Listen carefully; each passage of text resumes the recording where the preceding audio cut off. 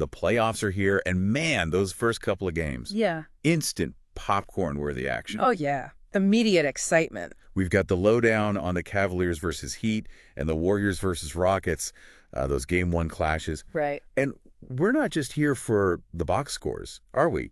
We want to really dig into what these initial battles tell us. Exactly. What clues do they give for how these series might play out? We're looking past the, surface level stuff. Yeah, forget that. We want the critical moments, those standout performances, and maybe the why behind the results. What can we actually learn right now? What gives us that edge in understanding these matchups going forward? Mm-hmm. Okay, let's jump right in. Eastern Conference. Cleveland taking on Miami. The final score looked pretty decisive. 121-100 for the Cavs. Yeah, a comfortable win on paper. But it wasn't just that they won. It was, the way they won. Their offense looked absolutely relentless, just unstoppable sometimes. Yeah. It really did. And what's fascinating when you look a bit closer is, the consistency. The summary mentioned them scoring 31 in the first quarter. And another 31 in the second. Exactly. That sustained offensive pressure, quarter after quarter, that's incredibly tough for any defense to handle. It wasn't just one player, No, it felt coordinated, like a team effort clicking. What really stood out to you about how they got those points? Well, for me, it seemed like they were consistently generating good looks. Miami, they did put up 30 in the second quarter, so they weren't totally cold. Right. They hung around for a bit there. But Cleveland just kept finding ways to answer, kept scoring. It felt purposeful, like they were exploiting mismatches or just knocking down shots with real confidence. That consistency across both halves, yeah, that tells a story. It wasn't just a hot start. Absolutely. And, that offensive rhythm often translates, right? It seemed to help their defense, too, especially later in the game. The summary highlighted their strong D in the fourth quarter. Yeah, which suggests maybe their early scoring put Miami in a tough spot, made them force things on offense. Leading to turnovers or bad shots. Exactly, which then fuels Cleveland's defense in transition. So it wasn't just offense or defense, it felt complementary. Right. So a solid 1-0 lead for Cleveland. Comfortable start for them. Now, flip side, if you're Miami, what's the takeaway? Seems like they need some pretty big adjustments before game 2. Well, yeah, this really puts the spotlight on their defensive strategy, doesn't it? Seems like it. Cleveland's offense didn't seem to have many issues. No, Miami has to find a way to disrupt that flow. Maybe get more aggressive on the perimeter, change up their looks more often. Try and keep those shooters off balance somehow. Something like that. But it's easier said than done when a team's clicking like Cleveland was. True that. Okay, let's switch gears. Western Conference, Warriors versus Rockets. A very different kind of game. Much tighter. A 95-85 win for Golden State. The summary called it a tightly contested battle, and yeah, the scoreline shows that. Definitely closer. And the narrative coming out of this one, it's all about Golden State's defense. Yeah, described as stifling Houston's attempts to gain momentum. And effectively shutting down Houston's offensive efforts. It wasn't pretty offensively, maybe, but the Warriors' D seemed locked in. What did you notice specifically about their defensive performance? Well, that second quarter really jumps out, right? Oh, yeah.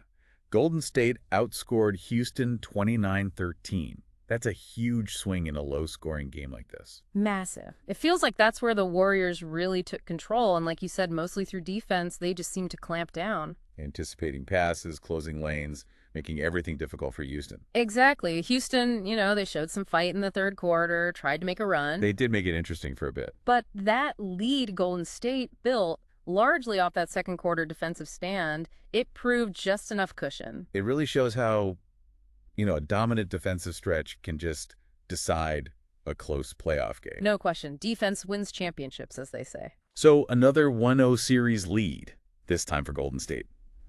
If you're Houston now, heading into game 2, what's the main worry? What do they need to fix? I mean, the immediate challenge has got to be figuring out that Warriors defense, right? How do you score on that? Exactly. The summary mentions needing to capitalize on their strengths, but Golden State clearly had a plan to stop that. So Houston needs, what?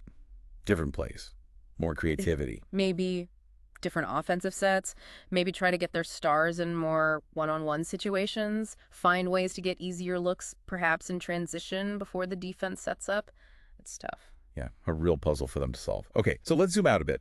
Looking at both these games, a couple of big themes emerging. Definitely. First, Cleveland's offense. Man, it looks like a real juggernaut right now. The summary calling their execution top-notch, Doesn't feel like an exaggeration. No, that consistent scoring, like we talked about across all 4 quarters, that's significant. It points to real cohesion, real firepower. A well-oiled machine. Pretty much. They look formidable. And then you've got Golden State winning in a totally different way, grinding it out with defense. That defensive mastery, as the summary put it. It let them control a tight game, even when their own offense wasn't, spectacular. Yeah. Classic playoff basketball, right?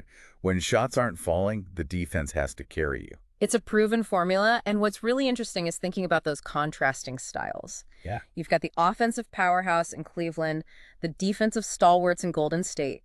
If they somehow met down the line, wow. That would be a fascinating clash of styles, absolutely. Which brings us to the immediate future. Game 2. What are we expecting? For Miami and Houston, the pressure's on. Big time. Oh, yeah. Game 2 is often about those adjustments, isn't it? It's the bounce-back game, or the game where the winner tries to really take control. So will Miami find a defensive answer for Cleveland? That's the question. Can they slow down that attack even a little? And can Houston crack the code? Can they penetrate that Golden State defense? These are the tactical battles we'll be watching super closely. Who adjusts better? It really sets the stage for, hopefully, a captivating postseason.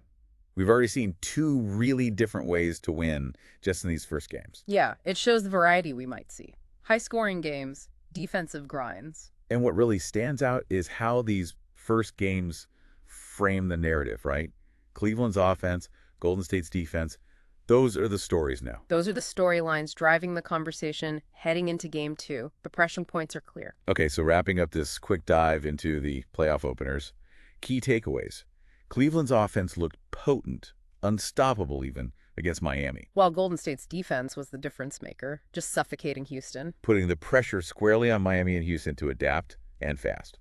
So for everyone listening, here's something to think about. Considering these 2 very different game ones and the main strengths we saw, what single strategic tweak do you think would have the biggest impact for the Heat and the Rockets in Game 2? Ooh, interesting question. Is it all about offense for them? Finding ways to score more?